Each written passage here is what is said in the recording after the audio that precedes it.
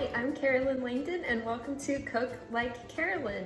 So tonight I'm going to be making an Italian dish, Northern Italian comfort food basically, but it has a lot of Irish influence. It's called Pizzoccheri, I believe is how you say it, but any Italian speakers may know a little bit better than me. But basically my version is going to be vegan and gluten-free and made with homemade buckwheat pasta. And let's get cooking and I'll show you what I've done so far. I have buckwheat flour. This is a organic gluten-free buckwheat flour. And I have 1 cup of buckwheat flour, and I used actually a ½ cup of water, but I did it in ¼ cup increments and kneaded it together to form a dough. And I've had this dough resting for about 30 minutes now, and I will roll it out and form this into pasta while I start making some of my other items. So then I have a pot of boiling water here that's ready to go, and I'm going to salt this water. And I can't remember if I told you what exactly is in this dish yet or not, so maybe I should do that first. So basically the dish is gonna be buckwheat pasta, and then we're gonna add potatoes and cabbage, and then some vegan cheese and vegan butter and sage. We're actually gonna do like a brown butter sage that we'll put on the top after it's baked in the oven. So it's very comforting and super, super yummy. So now I have over here, I have diced potatoes and also shredded cabbage. And what I'm gonna do is I'm gonna add first the potatoes into this boiling water, and I'm gonna salt the water now. And normally I would add potatoes to cold water, but for this dish, for the timing of it, I do already boil the water for this one. So, and we wanna salt this really liberally because this is gonna flavor our potatoes, our cabbage, and finally our pasta too. So what we're gonna do is we're gonna drop the potatoes in. 5 minutes after the potatoes is when the cabbage gets dropped in. 5 minutes after the cabbage is when the buckwheat pasta gets dropped in. Okay, so you wanna be really, really careful here with this hot boiling water when you put these potatoes in. So I put them straight into my spider and then drop them in.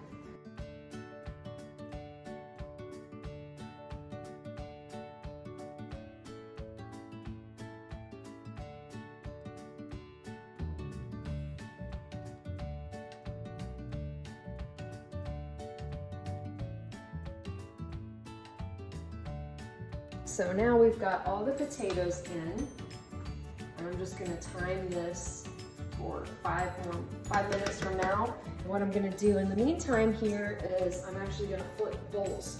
So I'm gonna take my dough that's been resting, and I'm gonna put my dough on my board, and I'm gonna put all this cabbage in this bowl just to get it out of my way so I can work with my pasta dough.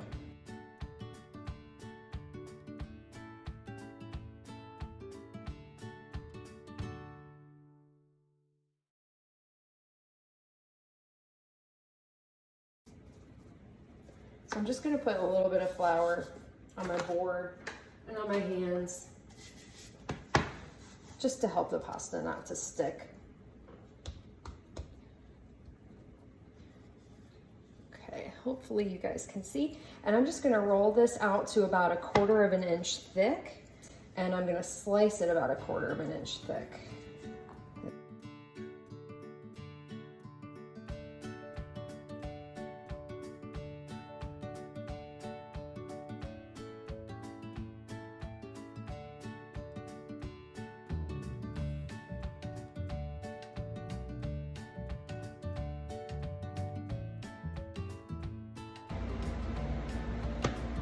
Okay, so I think that's about the thickness that I'd like it to be.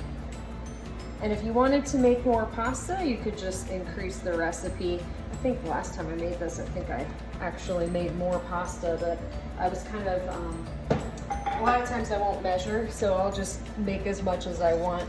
But this time I measured it out for you guys, so you would have kind of a baseline to go off of. Okay, and then I want these to be relatively thick.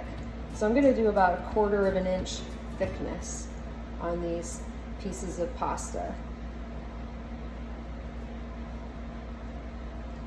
And that's one thing, this dish is very rustic, And especially if you are home making your pasta, you want it to look and feel and be homemade. So, you know, make it a little bit thicker so that there's no doubt that this was homemade pasta. And in fact, I think I rolled it a little bit thinner than I normally do. You could roll it slightly thicker than this too, if you want. And it gives a nice chew to the dish. Okay, so now our pasta is all ready to go here. And we still have about 2 more minutes before I can add that cabbage. But what we'll do is we'll move on down here and I'll start this sage butter, and I'll also get these preheating pans in the oven. And I just have 2 dishes here because it makes a lot. And so 1 dish isn't enough for this amount. But if you have a bigger dish, then you probably would only need 1. Maybe still 2 tablespoons of butter. So I have the oven preheated to 350 degrees. And that's just gonna be to melt the vegan cheese and bring everything together at the end. And then in this pan right here, I have 3 tablespoons of vegan butter. And this is the vegan butter that I use. It's the Miyokos, hint of sea salt European style. And so now this cast iron pan was just turned on, and I have about 10 sage leaves that I'm gonna add. And basically I want this to become brown butter sage. And the sage just gives it a really nice hearty taste. And just keep your eye on it, but you do want it to get brown and bubbly like brown butter would. One other thing I have here is a cracked clove of garlic to add to the brown butter sage pan. So I'm gonna put that in. And now it's actually time for me to go ahead and add the cabbage.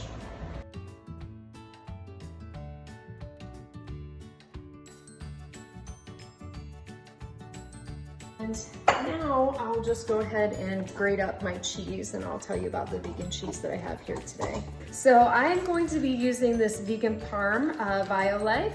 I really like their vegan parm.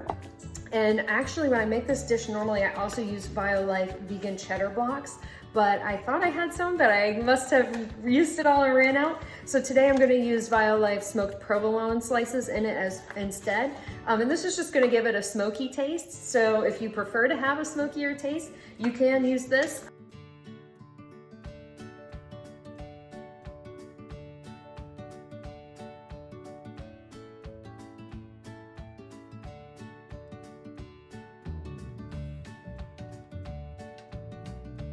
So I think I'll grate about half of it, and then I'll chunk up the other half.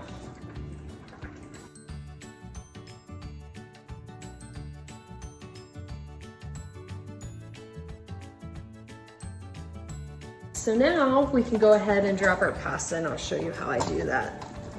I'm going to pick up my cutting board with my pasta on it, and I'm literally just going to drop them in like that. So I just slid them all in. And that is basically the way that I found that's easiest to not disturb the pasta too much. Now some of it will break still in the dish, and that's okay. And I'm just really careful about touching it in the beginning. And now we've got about 10 more minutes, and then this pot will be done.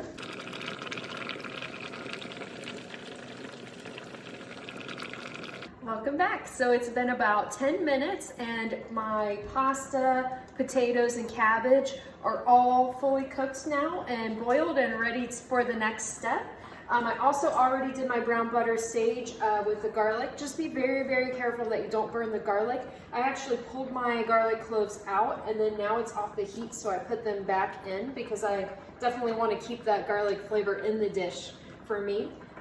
So now I'm going to go ahead to the next step, and I'm going to get my warmed pans out of the oven here. And I'm going to go ahead and just strain the dish right into the pans. And in the process of this, some of these noodles are probably going to break on me, which is fine.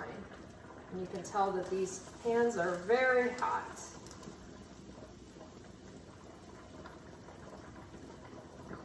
And once I get to like a decent layer in the pan, what I'm gonna do is I'm gonna add salt and pepper for this layer. I go heavier on the pepper. I'm gonna add a little bit of my shredded parm, some of my diced parm as well, and some of my smoked cheese as well, my mock smoked provolone. And then I'm going to add another layer of the ingredients. Be careful, maybe be more careful than me.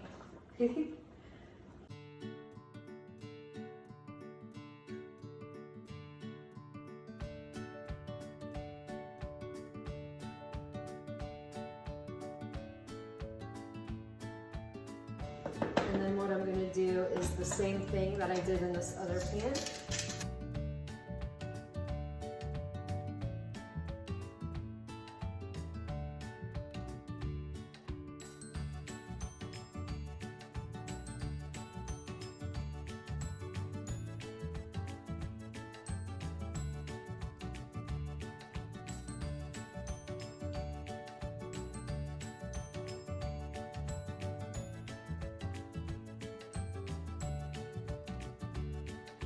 Another layer of salt and pepper.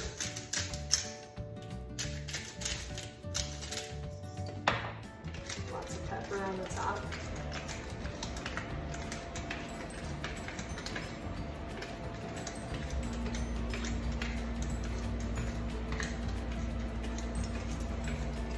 And then I'm going to top them with the remaining cheese.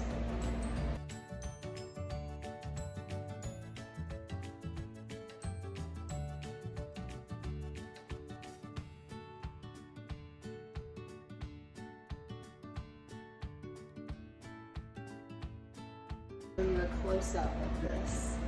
Doesn't that look delicious? So now we're going to put these back in the oven just to melt the cheese. And then if you didn't already, you could go ahead and make your brown butter topping now if you wanted to. My pizzoccheri has been baking away in the oven. I actually left it in there for probably about 15 minutes. So I went ahead and did some cleaning while this was baking away. But like I said, you really just need to bake it until the cheese melts to your liking. And I'm going to turn my oven off. And then what you do is you just spoon this over the top of these dishes. And it just is like this lovely deliciousness that goes all throughout and just enriches the dish. And what I do is I'll spoon a little bit into each one, and then I'll spoon onto individual plates as well.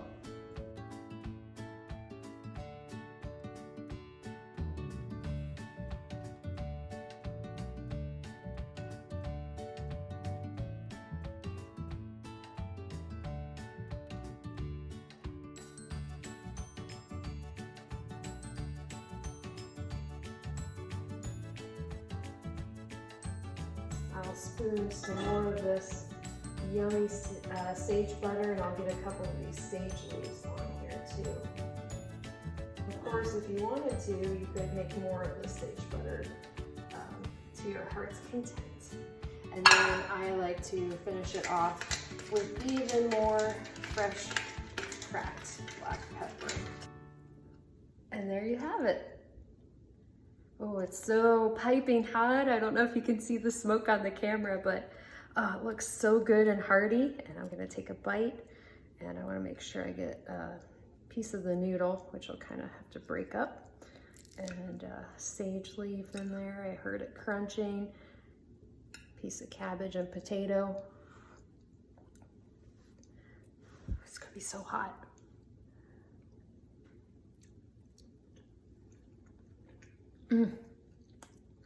This dish is so good. It's unbelievable how the flavors come together from just, you know, a few simple ingredients. So I really, really hope you try this, and I really, really hope you like it. And thank you so much for watching. And I hope that you'll tune in and watch me again next time.